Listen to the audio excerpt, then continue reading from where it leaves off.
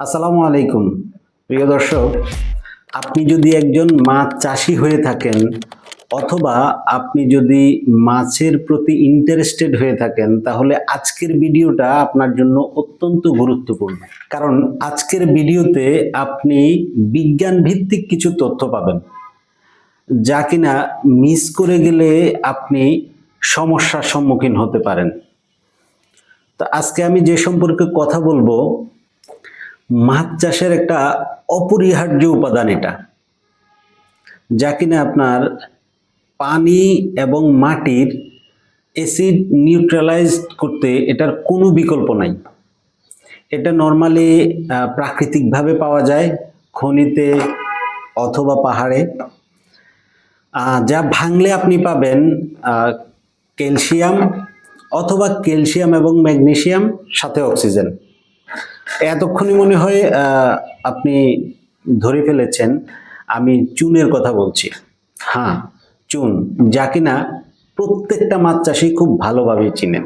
চুন আমরা প্রাকৃতিকভাবে যখন পেয়ে থাকি তখন ক্যালসিয়াম কার্বনেট রূপে অথবা ক্যালসিয়াম ম্যাগনেসিয়াম কার্বনেট রূপে পেয়ে থাকি। ক্যালসিয়াম কার্বনেট রূপে যেটা পাই সেটা খুবই শক্ত পাথর, যা কিনা সরাসরি মাছ চাষে ব্যবহারের উপযোগী থাকে না। তবে আধুনিকতার বদৌলতে এখন সেই ক্যালসিয়াম কার্বনেটকে পাউডার আকারে মাছ চাষের ব্যবহারের উপযোগী করা হয়। আর এই ক্যালসিয়াম কার্বনেট যখন 600 থেকে 900 ডিগ্রি তাপমাত্রায় উত্তপ্ত করা হয়, তখন সেটা আরও শক্তিশালী হয়ে ক্যালসিয়াম অক্সাইডে পরিণত হয়, যা কিনা খুবই শক্তিশালী একটি চুন, সবচেয়ে শক্তিশালী, যার পিএইচ বৃদ্ধির পাওয়ার 179%, যা কিনা খুবই পাওয়ারফুল। যদি আমি ক্যালসিয়াম কার্বনেটের সাথে তুলনা করি, ক্যালসিয়াম কার্বনেট 100% হলে প্রায় এটা দ্বিগুণ কার্যকর। তো এই ক্যালসিয়াম অক্সাইড যখন আমরা মাছ চাষে ব্যবহার করার পূর্বে পানিতে গোলাই, এই পানিতে গোলানোর ফলে এটা রূপান্তরিত হয় ক্যালসিয়াম হাইড্রোক্সাইডে। এতে করে একটু পাওয়ার কমে আসলেও তারপরও এটা ক্যালসিয়াম কার্বনেট চাইতে পাওয়ারফুল থাকে। এটার তখন পিএইচ বৃদ্ধির ক্ষমতা থাকে 135%। আরেকটা রূপ হচ্ছে ক্যালসিয়াম ম্যাগনেসিয়াম কার্বনেট, যা ডলোমাইট নামে পরিচিত। এটাও পাউডার আকারে আমদানি করা হয় বিদেশ থেকে। এটার পিএইচ বৃদ্ধির ক্ষমতা আরেকটু কম, 109% ধরা যায়।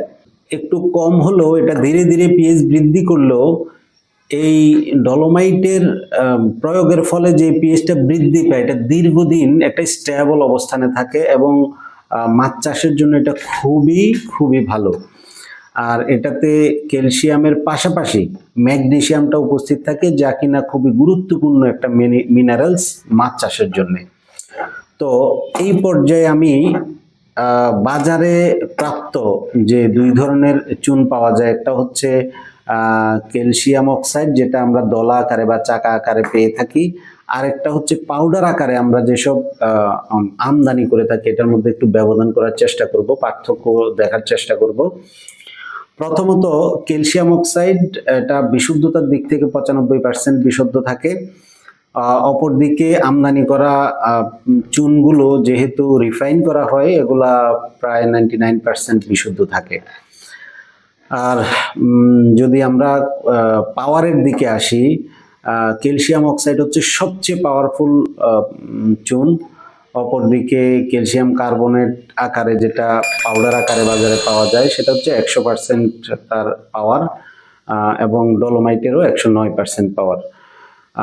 আরেকটা দিক যদি আমরা একটু খেয়াল করি, সেটা হচ্ছে ব্যবহার করতে আপনার বাজারে যে পাউডার চুনটা পাওয়া যায়, এটা ব্যবহার করা অনেক সহজ এবং খুব সুন্দরভাবে ব্যবহার করা যায়। অপরদিকে যেটা পাথরের চুন, সেটা ব্যবহার করাটা একটু রিস্কি, হাত পা জ্বালা পোড়া করতে পারে।